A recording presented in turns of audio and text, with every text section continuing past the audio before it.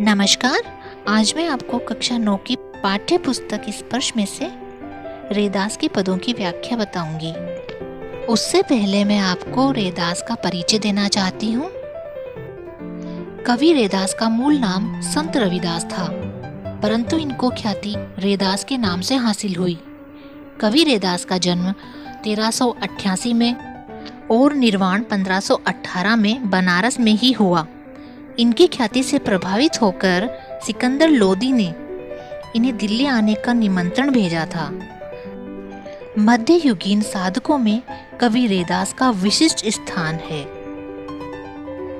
मूर्ति पूजा, तीर्थ यात्रा जैसे दिखावों में रैदास का तनिक भी विश्वास नहीं था। वह व्यक्ति की आंतरिक भावनाओं और आपसी भाईचारे को ही सच्चा धर्म माना करते थे।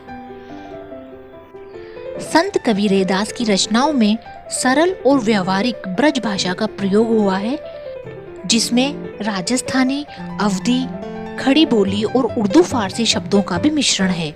उल्लेखनीय है कि कवि रैदास के 40 पद सिखों के पवित्र धर्म ग्रंथ गुरु ग्रंथ साहिब में भी सम्मिलित हैं। कवि रैदास के पदों का भावार्थ इस प्रकार होगा। अब कैसे छूटे राम नाम रट लागी, प्रभु जी तुम चंदन हम पानी, जाकी अंग अंग बास समानी, प्रभु जी तुम घनबन हम मोरा, जैसे चितवन चंद चकोरा। भावार्थ। प्रस्तुत पंक्तियां संत कवि रैदास जी के द्वारा रचित पदों से ली गई हैं। कवि इन पंक्तियों के माध्यम से अपने आराध्य को संबोधित करते हुए कहते हैं कि प्रभु, हमारे मन में जो आपके नाम की रट लगी हुई है वह कैसे छूटेगी। जिस प्रकार चंदन पानी के संपर्क में आते ही पानी में अपनी सुगंध छोड़ देता है, ठीक उसी प्रकार मेरे तन मन में आपकी प्रेम रूपी सुगंध बस गई है। प्रभु जी तुम घनबन हम मोरा, जैसे चितवन चंद चकोरा। अर्थात कवि अपने आराध्य से कहते हैं कि आप आसमान में छाए काले बादल के समान हो और मैं वन में नाचने वाला मोर हूँ। जिस तरह बारिश के दिनों में घुमड़ते बादलों को देखकर मोर खुशी से नाच उठता है, उसी तरह से मैं आपके दर्शन को पाकर खुशी से फूला न समाता हूँ। जिस प्रकार से चकोर पक्षी सदा अपने चंद्रमा की ओर ताकता रहता है, ठीक उसी प्रकार से मैं भी हमेशा आपका प्रेम और दर्शन पाने के लिए लालायित रहता हूँ। प्रभु जी तुम दीपक हम बाती, झांकी ज्योति बरे दिन राती। प्रभु जी तुम मोती हम धागा, जैसे सोने ही मिलत सुहागा। प्रभु जी तुम स्वामी हम दासा, ऐसी भक्ति करे रैदासा। भावार्थ। कवि अपने आराध्य को संबोधित करते हुए कहते हैं कि आप दीपक हो और मैं उसकी बाती, जो दिन रात आपके प्रेम में जलता रहता है। आप मोती हो और मैं उसमें पिरोया हुआ धागा हूँ। हमारा मिलन मानो सोने पे सुहागा है। जब सोने को सुहागे में डाला जाता है तो सोने की चमक कई गुना अधिक बढ़ जाती है। यहाँ रैदास जी स्वयं को सोना और प्रभु को सुहागा बता रहे हैं। अंतिम पंक्ति में कवि रैदास अपने आराध्य से कहते हैं कि आप मेरे स्वामी हैं और मैं आपका दास मात्र हूँ। ऐसी लाल तुझ बिनु कौनु करे, गरीब निवाजू गुसैया मेरा माथे छत्रु धरे। भावार्थ।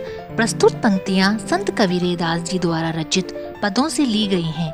कवि इन पंक्तियों के माध्यम से अपने आराध्य को संबोधित करते हुए कहते हैं कि हे प्रभु, एकमात्र आप ही हैं जो दीन दुखियों पर कृपा दृष्टि रखने वाले हैं।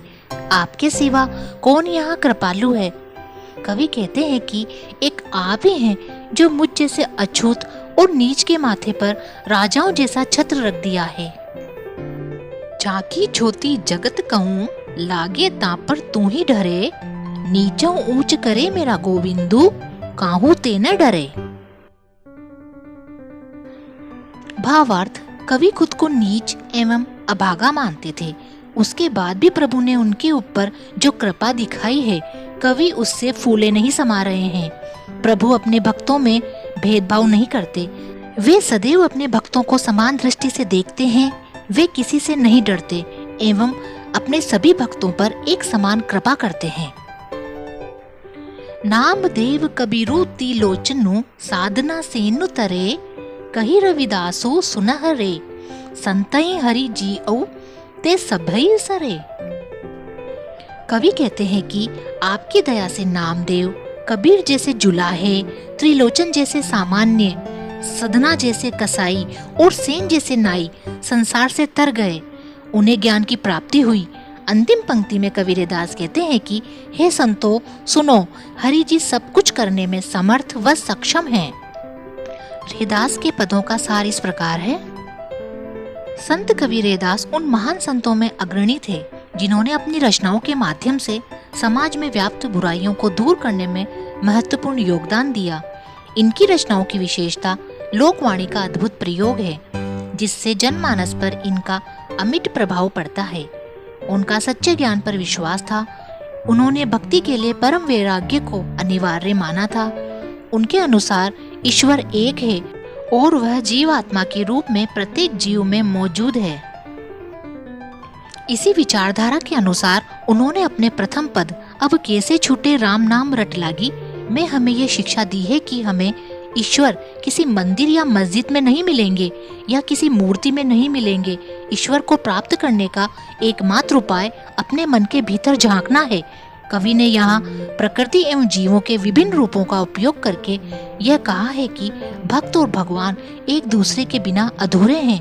उनके अनुसार ईश्वर सर्वश्रेष्ठ हैं और हर जन्म में वे ही सर्वश्रेष्ठ रहेंगे। अपने दूसरे पद ऐसी लाल तुझ बिनु कौन करे में रैदास जी ने ईश्वर की महत्ता का वर्णन किया है।